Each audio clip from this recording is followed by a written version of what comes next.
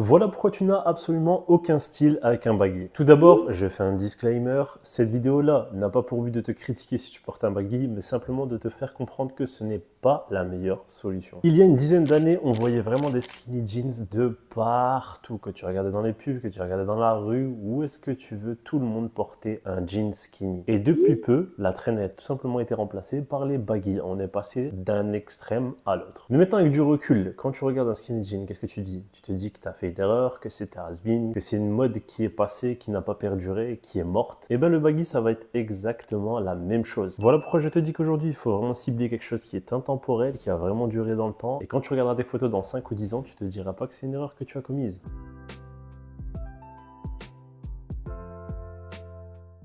Mettre de l'oversize ou tout simplement mettre tout ce qui est coupe droite, etc.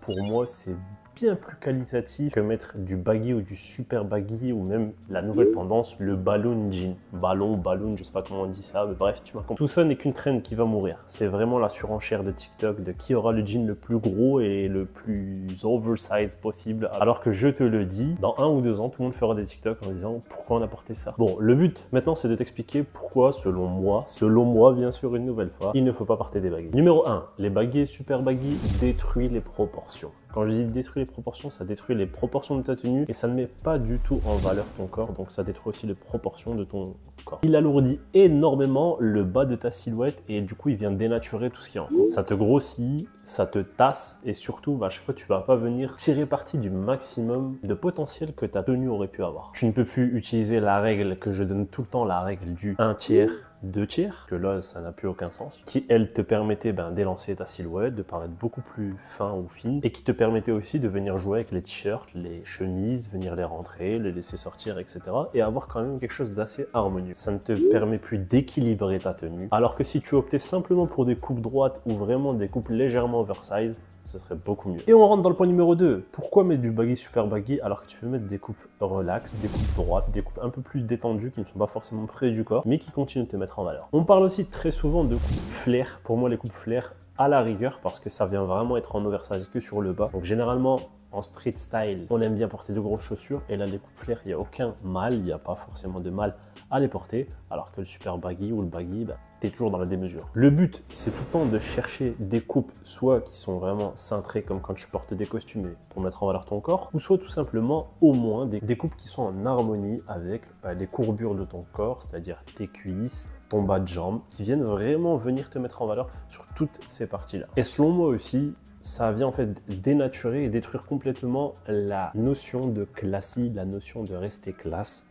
Quand tu mets un super baggy ou un baggy, ça vient vraiment dénaturer cette notion de quand même rester un petit peu chic, même si on essaye de nos jours d'inventer un nouveau style. Numéro 3, les baggy te limitent. Quand je dis les baggy te limitent, c'est tout simplement parce qu'elles ne viennent pas s'accorder avec des pièces comme par exemple les mocassins. Moi je dis tout le temps qu'il faut avoir au minimum dans la garde-robe d'un homme une paire de mocassins. C'est une paire qui vient te mettre en valeur. Et même si je vois qu'énormément d'influenceurs mettent des mocassins avec vraiment des très grosses semelles avec leurs baggy, super baggy, pour qu'au moins leurs chaussures elles apparaissent un petit peu, parce que si tu mets une paire de mocassins normale avec un baggy, on ne la verra absolument pas, elle va vraiment être écrasée par le baggy. Les influenceurs essayent vraiment de mettre des très grosses semelles, que ce n'est pas en harmonie du tout et que le baggy super baggy il est toujours là en train de vraiment d'écraser ta tenue, d'être un peu trop imposant pour ce que c'est. Le but n'est donc pas de te brider ou d'avoir une tenue qui est dénuée de sens. C'est vrai, je te dis que c'est quelque chose qui va très rapidement te limiter à mettre une paire de sneakers, généralement blanches, ou quelque chose que n'importe qui ou monsieur tout le monde peut trouver, et mettre simplement au-dessus un hoodie ou un t-shirt. Donc dans tout ce qui est match, tu te retrouves à avoir juste quelques éléments que tu peux venir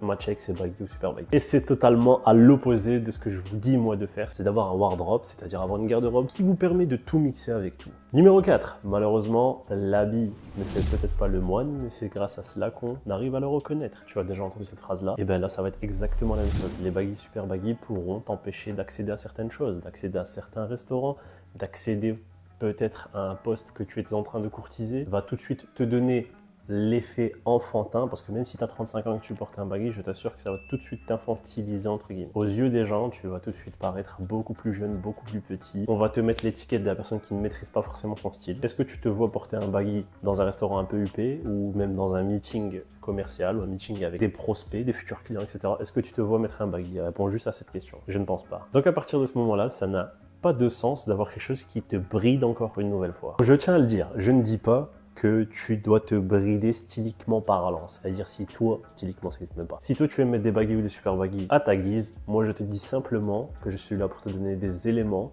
qui vont te faire avancer dans ta vie, qui vont te faire avancer dans la société, qui vont te permettre du coup d'ouvrir de nouvelles portes. Et je pense que le baggy, super baggy, c'est super important d'en parler parce que c'est un frein à tout cela. Un frein que beaucoup ne voient pas. Pour moi, c'est quelque chose que tu peux porter à la rigueur quand tu es vraiment très jeune. Tu n'as pas encore toutes ces notions ou ces notions ne t'intéressent pas encore. Mais au bout d'un certain moment, il faut ouvrir les yeux sur ces choses-là. Et je pense qu'il y a énormément d'alternatives dans ce monde pour éviter, comme je l'ai dit depuis le début, de te brider. Si tu as kiffé la vidéo, n'oublie pas de me laisser un like, ça fait toujours plaisir. Si tu n'es pas abonné, cette chaîne est totalement gratuite, c'est comme d'habitude.